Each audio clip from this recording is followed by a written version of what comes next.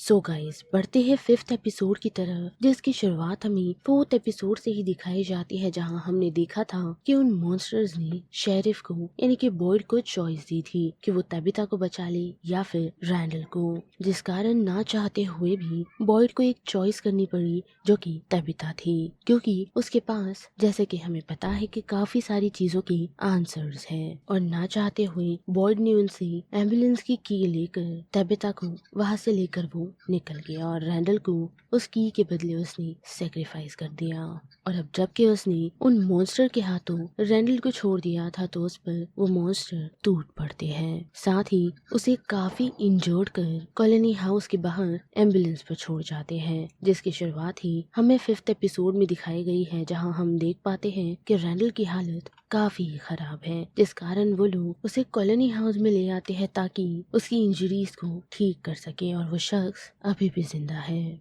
साथ ही हम देख पाते हैं कि मैरी उसकी ओपन वुंड्स पर स्टिचेस लगाती है ताकि वो ठीक रह सके, लेकिन हम देख पाते हैं कि उतनी ही देर में रैंडल को होश आ जाता है, जो बॉयड को ब्लेम कर रहा है और उसे बताता है यानी कि सभी लोगों को कि उसे बॉयड ने अकेला छोड़ दिया। साथ ही जैसे कि हमें पता है कि रैंडल अक्सर ही लोगों पर चिढ़ा हुआ होता है, जो हमने ऑलमोस्ट सेकेंड सीजन में नोटिस किया है। और अब जबकि उसने बॉयड पर भरोसा किया था तो उसी ने उसे बिट्रे किया है, जिस कारण वो उसे पंच भी करता है, वो भी इतना हेविली इंजर्ड होने के बाद भी। पर सिचुएशन को कंट्रोल कर लिया जाता है और रैंडल को यहाँ से यानी कि कॉलोनी हाउस से क्लिनिक ले जाया जाता है। और जब धीरे धीरे रैंडल को होश आने लगता है तो मैरी बॉयड को वहाँ से जाने के लिए कहती है, क्योंकि वो सिचुएशन और वर्स कर सकता है। और ना चाहते हुए भी बॉयड वहाँ से निकल जाता है। और अब बात करें कैनी, क्रिस्टी और जेड की, जो गए थे फॉरेस्ट में रिसोर्सेस यानी कि खाने की चीजों को जमा करने के लिए। पर जैसे कि हमने देखा ही कि उस बीच क्रिस्टी का पैर बियर ट्रैप में फंस गया, जिस कारण उन लोगों ने क्रिस्टी को यहाँ लाया और सभी हार्वेस्ट किए हुए क्रॉप्स को वही छोड़ दिए। पर कैनी ने कहा है कि वो कुछ लोगों को जमा कर उन सभी खानों को यहाँ ले आएगा। साथ ही कैनी बॉयड को ये भी बताता है कि उसने उस कैबिन में लगभग 2 रातें काटी है, जिससे उसे ऐसा लग रहा है कि जो टाउन में वो अजीब से मॉन्स्टर्स घूमते हैं, उससे भी कुछ अजीब चीजें जंगलों के अंदर है, जिनकी आवाजें वो अक्सर कैबिन के बाहर रातों को सुन सकता है। क्योंकि उस कैबिन की जगह को देख ऐसा ही लगता है कि पास में रखे गए स्टैचूज किसी चीज को गार्ड कर रहे हैं, पर उसकी कोई भी इंफॉर्मेशन अभी तक हमारे पास नहीं। पर फिर भी वो बॉयड को सतर्क रहने के लिए कह रहा है, क्योंकि उसे ऐसा ही लग रहा है कि इन मॉन्स्टर से ज्यादा कुछ और भी चीजें उनका वेट कर रही है। और अब जबकि उन लोगों ने क्रिस्टी को वापस ले आए हैं तो उसे मैरी के साथ कुछ समय मिलता है और साथ ही मैरी उसे कल रात की सारी बातें बताती है, जो सुनकर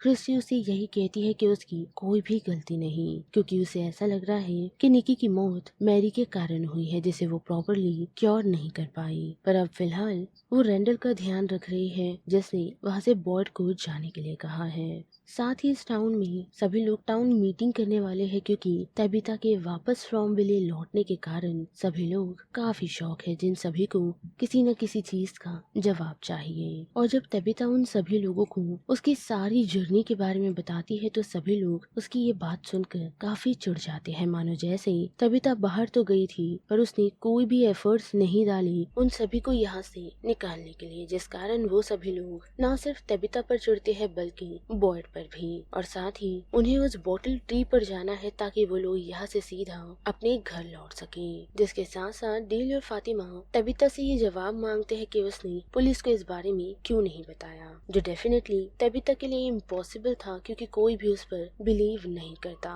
जो सेम चीज विक्टर के फादर ने भी की थी, पर उसकी सिचुएशन अलग थी, जिस वजह से उसने तबिता पर बिलीव किया, वो भी उसके वाइफ और बेटे के चलते। पर वहाँ टाउन में रह रहे लोग इन सभी चीजों को नॉर्मली ले रहे हैं और उन्हें लगता है कि बाहर जाकर इन सारी चीजों को ऐसे ही बताकर वो सभी इस सिचुएशन से निकल सकते थे। और हेनरी के कहने पर भी लोग उस पर भरोसा नहीं करते, साथ ही एकोस्टा पर भी चिड़े हुए हैं कि वो अभी तक यहाँ क्या कर रही है, लेकिन बॉयड उन लोगों को समझाता है कि वो उसकी गलती नहीं थी। पर सिचुएशन वहाँ की आउट ऑफ कंट्रोल हो जाती है, जिस वजह से तबिता और जिम वहाँ से निकलने का डिसाइड करते हैं, क्योंकि बिना कुछ सोचे समझे सभी लोग तबीता पर बेबुनियाद इल्जाम लगा रहे हैं। साथ ही जब रात के वक्त वो कॉलोनी हाउस में थी, वहाँ से जब वो रिटर्न आई तो उसने अपने बच्चों को सारी सिचुएशन बताई। अब वही बात करे जेड की, तो वो इस बात से काफी क्यूरियस था कि तबीता वापस कैसे पहुंची, जिस वजह से वो सीधा तबीता के घर गया उससे बात करने के लिए, ताकि वो सभी वहाँ से उस ट्री को ढूंढने के लिए निकले और लाइट हाउस को भी। साथ ही जेड के अकॉर्डिंग ये वही लाइट हाउस है जिसे मिरांडा ढूंढ रही थी, यानी कि विक्टर की मदर, जो शायद तबीता के अकॉर्डिंगली वही होगा। पर उस समय तबीता उसके साथ जाने के लिए रेडी नहीं थी। पर अब जबकि सभी लोगों ने फ्रस्ट्रेट होकर उस पर इल्जाम लगाए हैं, तो तबीता जेड के साथ वापस उस ट्री के पास जाने का डिसाइड करती है, ताकि वो वापस से उस लाइट हाउस तक पहुंच सके और सभी लोगों के अनचाहे सवालों का वो जवाब दे सके। पर जिम इस बात के लिए अग्री नहीं करता, पर फिर भी तबीता उसे समझाने में कामयाब होती है और ईथन को घर पर रहने के लिए अग्री करवाने में भी, जिसके बाद वो सीधा यहाँ से जेड के साथ उसी ट्री के पास पहुँचती है, जहाँ जेड उसे बताता है कि उसने उन बच्चों को देखा है जिसे अक्सर तबीता देखा करती है, वो भी अंडरग्राउंड टनल्स में, जहाँ उसे अजीब से सिंबल भी नजर आए थे। पर इतना ही नहीं, बल्कि वो सभी बच्चे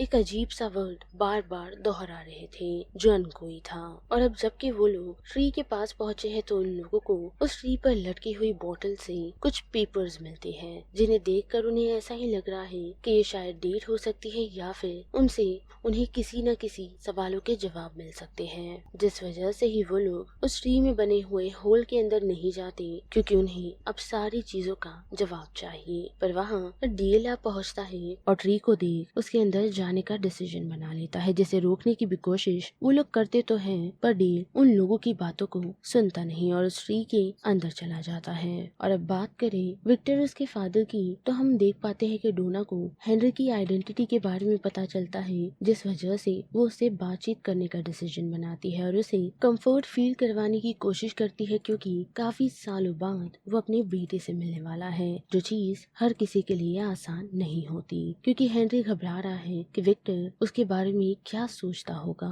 क्योंकि उसने उसे ढूंढने की कोशिश नहीं की। पर वही बात करे विक्टर की, तो उसे जैसे ही डोना उसके फादर के बारे में बताती है, तो वो उनसे मिलने के लिए डिसएग्री कर वहाँ से निकल जाता है और हमें उसका रीजन पता चलता है, जो वो सारा को बताता है कि उसके फादर उस छोटे बच्चे को ढूंढ रहे हैं, ना कि विक्टर को। पर सारा उसे समझाती है कि जिस तरह वो भी पैनिक हो रहा है, वैसे ही उसके फादर भी इन सिचुएशन को लेकर पैनिक हो रहे होंगे, तो इट्स बेटर कि विक्टर को उसके फादर से मिलना चाहिए। और हम देख पाते हैं कि ईथन जब विक्टर के फादर को देखता है, तो उन्हें अपने साथ बांध चलने के लिए कहता है और रास्ते में वो उन्हें विक्टर की काफी सारी बातें बताता है। पर उन लोगों का एनकाउंटर विक्टर और सारा से हो जाता है, जिस वजह से हेनरी और विक्टर रियूनाइट होते हैं, जहां विक्टर अपने फादर को यही बता रहा है कि उसे घर लौटने का रास्ता नहीं मिला। साथ ही हम ऐसा मानकर भी चल सकते हैं कि विक्टर और हेनरी फ्रॉम विले से निकलने में सभी लोगों की किसी न किसी तरीके की हेल्प कर सकते हैं, जो शायद हमें आगे देखने मिले। और वही बात करें डेल की, तो हम देख पाते हैं कि उसने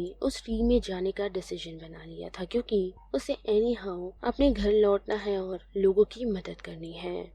और अब जबकि वो उस ट्री के उस होल में चला गया था, तो हम देख पाते हैं कि वो रियल वर्ल्ड में तो नहीं पहुंचता, लेकिन फ्रॉम विले के ही स्विमिंग पूल में आ पहुंचता है, वो भी सॉलिड सीमेंट में स्टक, जिसे देखकर सभी लोग काफी घबरा चुके हैं। पर अनफॉर्चुनेटली कोई भी उसकी हेल्प नहीं कर सकता, जिस कारण डील की मौत हो जाती है। और बॉयड सभी लोगों को समझाता है कि वो यहाँ सभी लोगों को सेफ रखने की कोशिश कर रहा है। और वही बात करें फातिमा की, तो हम देख पाते हैं कि वो भी घर जाने के लिए काफी क्यूरियस है, क्योंकि उसे ऐसा लग रहा है कि उसका बच्चा एबनॉर्मल है या फिर मॉन्स्टरस, जिन चीजों को अब वो खुद तक नहीं रख पाती और एलिस को उसके बारे में बताने का डिसीजन ले लेती है। जो वो करती भी है, उसे उस सड़े हुए सब्जियों को दिखाकर, जो खाना उसे काफी पसंद आ रहा है।